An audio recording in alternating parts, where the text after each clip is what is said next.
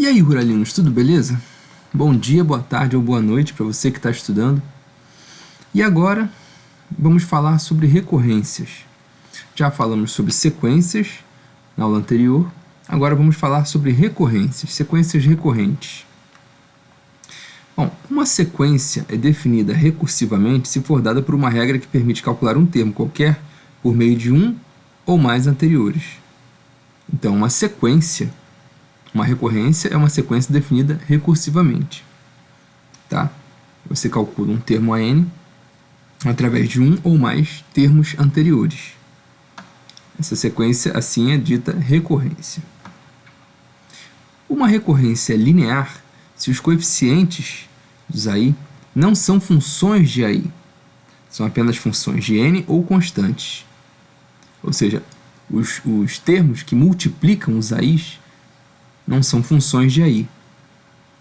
Os termos que multiplicam os AIs só podem ser funções de n ou constantes. Isso define uma recorrência linear. Esse termo vai ser importante mais para frente. Uma recorrência de primeira ordem, quando depende de apenas um termo anterior. Recorrências são sequências que dependem de termos anteriores. Então, quando depende de um só termo anterior, ela é dita uma recorrência de primeira ordem. A recorrência de segunda ordem se depender de dois termos anteriores exatamente. E por aí vai, você pode definir assim, analogamente, as demais ordens, né? Vamos trabalhar somente com primeira e segunda ordem aqui. Exemplos. Vamos aqui ao exemplo dessa sequência aqui, famosa, essa recorrência famosa. A n é igual a n-1 mais r. Repara, é a que define uma PA. O termo, a n, é o anterior mais a razão. Certo? Isso definido assim é uma recorrência. É linear, porque os coeficientes dos AIs são números, e é de primeira ordem, porque depende apenas de um termo anterior. O AN depende de apenas um termo anterior, que é o AN-1. Certo? Outro exemplo é o que define a PG. O AN é AN-1 vezes a razão Q. Repara que também é linear, que os coeficientes são 1 e Q, que são números. Q é um número dado, né? Então, 1 e Q são números, os coeficientes, então é linear. E é de primeira ordem, porque o AN depende de apenas um termo anterior. Certo? Outro exemplo, AN igual a n-1 vezes n. É linear, porque os coeficientes são 1 e n. Se são números ou funções de n, continua sendo linear. Certo? Então é linear. E é de primeira ordem porque continua dependendo de apenas um termo anterior. Certo? Esse exemplo aqui, a n mais 2 igual a n mais 1 mais a n, é a famosa sequência de Fibonacci. Ela é linear porque os coeficientes são todos 1, os coeficientes dos AN são todos 1, e é de segunda ordem, porque repara, o AN mais 2 depende de dois termos anteriores, depende do AN mais 1 e do AN. Certo? De segunda ordem. Esse exemplo aqui é diferente. A n igual a n-1 ao quadrado. Ela é não linear. Por quê? O coeficiente do n-1 é a n-1. Quem está multiplicando a n-1 é a n-1. Não é uma função de n nem constante. É um a n-1.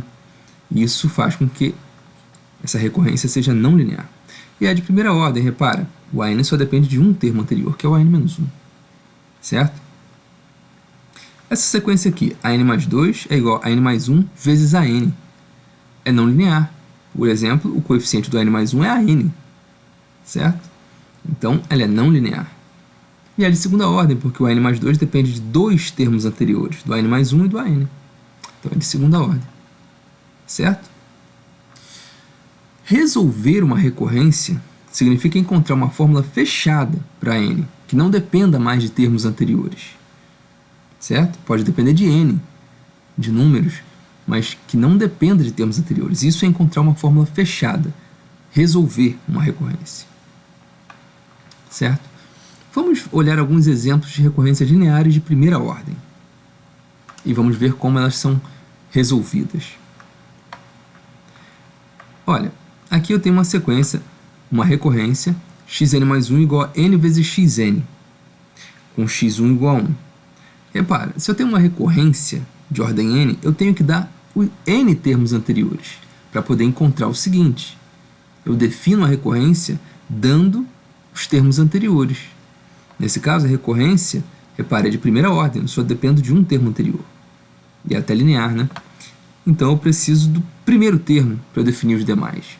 Então, resolva essa recorrência, dada aqui. Como é que eu posso fazer isso? Repara que o x2, substituindo n por 1, fica com x2 igual a 1 vezes x1. O x3 igual a 2 vezes x2, fazendo n igual a 2. E por aí vai. Eu posso escrever essas equações uma em cima da outra até xn igual a n-1 vezes xn-1, usando essa fórmula. Multiplicando todas essas equações aqui, do lado esquerdo eu fico com x2 vezes x3 vezes x4 até xn. Está aqui escrito. Do lado direito eu fico com 1 vezes 2 vezes 3 até n-1, multiplicação de todos esses termos até n-1, e também multiplicação de x1, x2, x3 até xn-1. Repara que nessa equação aqui de baixo eu posso cortar vários termos. Eu posso cortar o x2, x3 até o xn-1 com os daqui. O que sobra? Desse lado esquerdo sobra o xn. Aqui eu tenho n-1 fatorial. E aqui ainda sobra um x1. Como x1 igual a 1, eu substituo 1 aqui e fico com a fórmula fechada. Xn igual a n-1 fatorial. Repara que ela não depende de nenhum termo anterior, só depende de n. Certo? Então a gente encontrou uma fórmula fechada para a recorrência dada aqui. Certo? Bom, nesse momento vocês podem até conferir. Fazer para n igual a 1, 2, 3, 4, 5 e ver se realmente é a solução. Conferir, né, se é a solução. Tá certo? Essa aqui é uma fórmula fechada para essa recorrência. Bom, outro exemplo. Vamos lá. Resolver a recorrência xn mais 1 igual a 2xn com x1 igual a 2.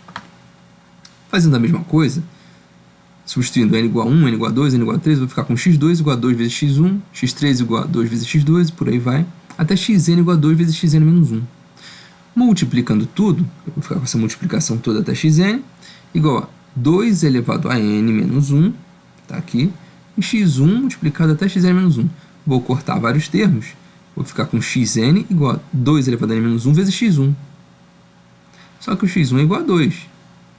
Então, vou multiplicar por 2 aqui e vou ficar com 2 elevado a n. Aqui está a fórmula fechada para essa recorrência, que era dada antes, dependendo de um termo anterior. Agora eu tenho uma fórmula fechada. Tá certo? Vamos a outro exemplo. Repara que aqui agora não tem mais multiplicação, tenho soma. O xn mais 1 igual a xn mais n, com x1 igual a 0. Faço a mesma coisa, escrevo para n igual a 1, n igual a 2 as equações até o final, e agora, ao invés de multiplicar todas, eu vou somar x2 mais x3 mais x4 até xn. Aqui vou somar tudo, x1 mais x2 até xn-1, e aqui eu vou somar 1 mais 2 mais 3 até n-1. Repara que agora eu posso cortar novamente vários termos dos dois lados. Vai sobrar aqui xn igual a x1 mais uma soma de uma PA.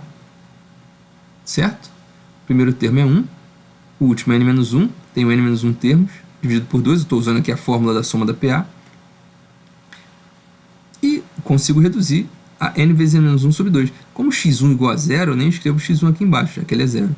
Então, essa aqui é a fórmula fechada para essa recorrência. Certo? Linear de primeira ordem. Ok? Compreenderam? Vamos agora dar uma olhada em exemplos de recorrências lineares de segunda ordem. Aqui tem um procedimento um pouco diferente, muito parecido com o procedimento para resolver equações diferenciais homogêneas coeficientes constantes, lá do tema equações diferenciais, né, que é dado na graduação. Quem já viu vai notar uma grande semelhança. Qual é o procedimento? Repara que aqui eu tenho uma recorrência, segunda ordem, linear, com os dois primeiros termos aqui dados, né? Como é que eu resolvo essa recorrência? Primeiro, o procedimento vai ser o seguinte. Primeiro, eu escrevo a chamada equação característica. O xn mais 2 eu transformo em um vou transformar isso aqui em um polinômio. O xn mais 2 eu transformo em r ao quadrado. Menos 5 vezes o xn mais 1 eu transformo em r elevado a 1. Mais 6 vezes o xn eu transformo em r elevado a 0, que é 1, né? Igual a 0. Eu transformo isso aqui nessa chamada equação característica e encontro as raízes. As raízes vão ser r igual a 2 ou r igual a 3. A partir daí eu tiro facilmente a solução. A solução vai ser uma combinação linear de uma raiz elevado a n, vai ser todas as combinações lineares, né? De uma raiz elevado a n mais outra raiz elevada a n. Tá? C1 vezes 2 elevado a n mais C2 vezes 2 elevado a n, onde C1 e C2 são constantes. Simples assim. Se eu tenho duas raízes distintas, eu coloco aqui e aqui. C1 vezes 2 elevado a n mais C2 vezes 2 elevado a n. É claro, eu preciso achar C1 e C2, mas eu consigo achar C1 e C2 com os primeiros termos que foram dados. Já que isso aqui é uma fórmula que eu quero que seja uma fórmula fechada para essa recorrência, eu vou substituir o x0 igual a 0 e o x1 igual a 1 nessa fórmula para achar as constantes. Repara, para n igual a 0, x0 igual a C1 vezes 2 elevado a 0 mais C2 vezes 3 elevado a 0. Está aqui. 2 elevado a 0 é 1, 3 elevado a 0 é 1. Então fica C1 mais C2 igual a quê? Igual a x0, mas o x0 é 0, então eu escrevo aqui. Para n igual a 1, x1 igual a C1 vezes 2 elevado a 1 mais C2 vezes 3 elevado a 1. Ou seja, 2C1 mais 3C2 igual ao x1, que é 1. Escrevi aqui. Formei aqui um sistema. Resolvendo o sistema, eu acho C1 igual a menos 1, C2 igual a 1. Ou seja, se C1 igual a menos 1, substituo, fico com esse termo aqui. C2 igual a 1, substituo, fico com esse aqui. Xn igual a menos 2 elevado a n mais 3 elevado a n. Essa é a fórmula fechada para essa recorrência linear de segunda ordem. Tá certo? Então, o procedimento envolve transformar a recorrência numa equação característica, achar as raízes e montar a solução. Consigo achar as constantes através dos primeiros termos. Tá certo? Bom, isso pode ser feito também numa recorrência famosa, que é a sequência de Fibonacci. Dada a sequência de Fibonacci, eu faço a mesma coisa. Transformo xn mais 2 em R2, xn mais 1 em R, xn igual em 1, nesse caso aqui. Achando as raízes, eu acho que as raízes estão aqui, reais e distintas. Então, a solução vai ser essa. C1 vezes a primeira raiz elevada a n, mais C2 vezes a segunda raiz elevada a n. Para achar o valor dessas constantes, eu uso os primeiros termos, né? Faço o mesmo procedimento, só que esse número aqui é um pouquinho grande, né? Pode dar um trabalhinho a mais, mas é o mesmo procedimento. Resolvo o sistema, acho C1 e C2, substituo no lugar de C1 e C2, fazendo algumas simplificações eu chego nessa fórmula. Fazendo alguns algebrismos, eu chego nessa fórmula aqui. Xn vai ser isso daqui, que não depende mais de nenhum termo anterior, só depende de n. E realmente é uma fórmula fechada para a sequência de Fibonacci. Tá certo?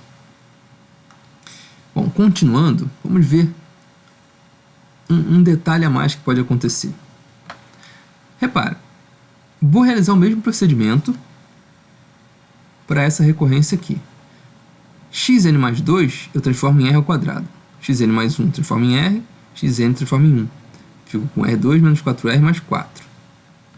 Só que aqui eu tenho r igual a 2, uma raiz dupla. Como é que eu faço? Eu não posso fazer C1, 2 elevado a n, mais C2, 2 elevado a n também, porque as soluções não seriam linearmente independentes. E não funciona o método dessa forma. Quando eu tenho raiz dupla, eu tenho que fazer C1 vezes 2 elevado a n, mais C2 vezes n vezes 2 elevado a n. O procedimento é esse no caso da raiz dupla. Eu coloco uma normal e a outra com um n multiplicando. Tá certo? Esse é o procedimento para a raiz dupla. Nesse caso aqui eu não citei os primeiros termos, poderia citá-los e encontrá-los aqui da mesma forma. Para encurtar, deixar mais rápida a solução, a gente não perder muito tempo, eu nem citei aqui. Procedimento para encontrar as constantes vocês já conhecem, né? A gente já viu anteriormente. Então, isso é importante lembrar. Quando a raiz for dupla, eu multiplico por n a segunda, né? Para ficar diferente dessa, para ficar linearmente independente dessa. Eu não consegui juntar e eliminar uma constante. Certo? Bom, seguindo adiante, vamos ver mais um caso. Nesse caso, é um termo, eu tenho um termo aqui no lugar do zero. Aqui era para ser zero. Era para a gente tratar somente de casos homogêneos. Mas aqui eu tenho, nessa parte da direita, eu tenho uma função de n. Como é que eu faço nesse caso? Nós temos que fazer em duas etapas. Primeiro, achar a solução homogênea. A solução homogênea é a solução se a gente fingisse que eu tinha isso aqui igual a zero. Se eu fingisse que essa parte da direita é igual a zero. A parte que não tem o xn. Se eu fingisse que fosse igual a zero. Como é que eu resolveria? Com isso igual a zero. Bom, faço a mesma coisa que eu fiz antes. Xn mais 2 transforma em R2, Xn mais 1 em R, Xn em 1. R2 menos 5R mais 6 tem duas raízes distintas. C1, 2 elevado a n, mais C2, 3 elevado a n. Essa aqui é a chamada solução homogênea. A solução onde eu finjo que a parte da direita é zero. Finjo que a equação é homogênea. Tá? Mas não é só isso. Eu tenho que achar uma solução particular. Tenho que achar uma sequência que, ao ser substituída aqui, produza 1 mais 3 vezes 4 elevado a n. Essa solução particular ela tem que ter a mesma natureza desses termos aqui. Esse aqui é um número só, eu vou colocar aqui só um a, que eu tenho que encontrar. Se aqui fosse um polinômio em n, aqui teria que ser um polinômio em n, com todas as constantes. Por exemplo, se fosse um polinômio com grau 2, aqui eu teria que ter completo um polinômio de grau 2, an2 mais bn mais c. Né? Mas aqui só tem um número, polinômio de grau 0. Aqui eu tenho que colocar só o a, que é da mesma natureza do 1. E aqui eu tenho uma exponencial, 4 elevado a n.